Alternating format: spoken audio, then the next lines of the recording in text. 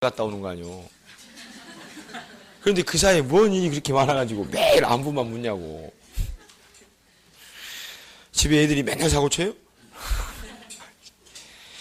그래서 오늘 나눠드린 자료에 4페이지 거기 사례가 2개가 나와요.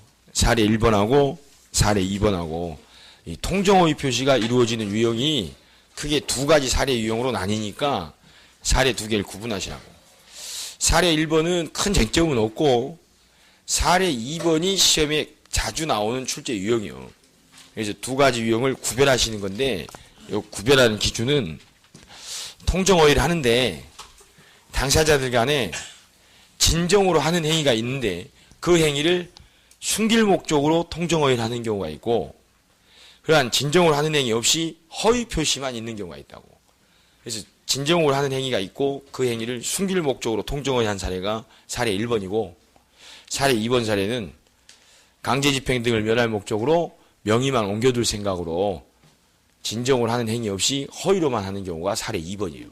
그러니까 전형적인 유형이 사례 2번이야. 근데 이제 1번하고 비교하시라고. 자, 사례 1번에 보시면 갑이 을에게 자신의 토지를 증여하기로 합의했대요. 갑, 을, 증여 이렇게 동그라미 치면 돼. 그럼 증여는 진정으로 한 거요? 허위로 한 거요? 네, 허위를 했단 말이 없죠. 그러니까 갑이 을한테 증여를 한 거야. 형이 동생한테 증여를 해. 우리는 지금 지난주에 나눠드렸던 보충 프린트 4페이지 9번의 통정어휘 사례 1번을 보고 있다. 안 가져오신 분들은 같이 보세요. 같이 보시오. 오늘은 기필코 나눠드린 데까지 끝내고 갈 테니까. 그래서 갑이 을한테 증여를 했다고. 진정을 한 거예요. 그럼 증여를 원인으로 등기하면 증여세가 나오겠죠? 네, 그래서 세금 문제를 염려해가지고, 이거 누구나 염려하는 문제 아니에요. 세금 문제를 염려해서 갑과 을은 마치 매매하는 것처럼 계약서를 꾸며서, 매도, 꾸몄죠. 둘이 같이 꾸몄잖아. 이게 가장한 거라고. 그래서 가장 매매를 해가지고 이전 등기를 했다고. 등기, 여기다 똥합시고.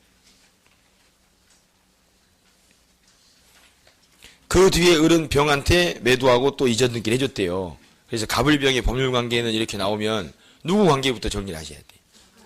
네, 갑과 을 관계가 효력이 있나 없나 먼저 정리를 하고 그 정리가 끝나거든 병을 살펴보시면 된다고. 책에 다 있으니까 그냥 살펴보시면 돼. 추선하지요. 갑소유 부동산을 을한테 증여를 해. 형이 동생한테. 근데 동생이 증여세 내는 꼴은 못 보겠더라고. 그래서 실제로는 증여하고 대금 한 푼도 안 받는 것이지만 매매로 위장해. 형제간에 매매한 걸로. 그래서 을 앞으로 등기 이전을 해줬다고. 그럼 결론은 갑은 을한테 소유권 이전할 의사가 있다요? 없다요? 네? 소유권 이전할 의사 있어 없어? 있지 않아. 좋잖아. 이 사안은요, 너무 갑이 을을 아낀 거지. 주는 건 물론이고 세금도 적게 나오게 해준 거 아니에요. 그렇게 생각하시면 된다고. 그럼 을 앞으로 된 이 등기 효력이 있어야 돼 없어야 돼? 그냥 유효요. 끝. 이렇게 해가지고. 얘가 소유자예요. 이게 실제 소송이 된 적이 있는데 이 관계를 놓고 지금 배우신 걸 이렇게 대입하시는 거야. 가장매매 유효요 무효요?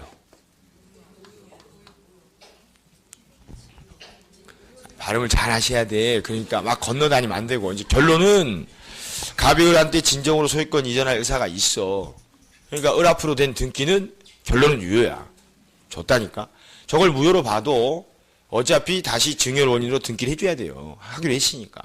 줬어. 근데 매매는 진정으로 한 게 아니라 허위로 했으니까 가장 매매는 무효다니까. 금방 보셨잖아. 통정 허위로 한 행위는 무효다고. 증여는요. 실제로 유효하게 했잖아요. 유효다고. 근데 이게 등기 후에 기재된 등기 원인은 매매로 기재했잖아요. 근데 이 매매가 무효잖아. 그럼 등기 후에 기재된 등기 원인이 무효면 그에 기초해서 이루어진 등기도 무효냐 이 문제가 발생한 건데 법원에서 이걸 어차피 무효로 봐서 말소를 해도 또 을 앞으로 등기를 해줘야 되잖아.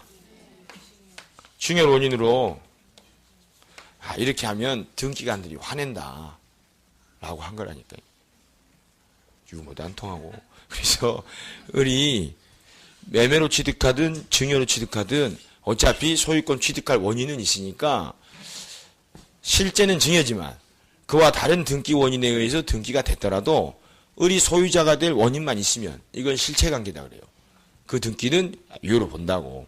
물론 이제 이들이 증여세 등을 포탈했잖아요. 그 부분만큼 추징하면 된다라고 본 거예요. 지난주에 봤던 거랑 좀 비슷하죠. 그래서 조세와 관계된 부분들에 있어서는 판사들도 양심의 가책을 느끼기 때문에 함부로 무효라고 판결을 못 내린다니까.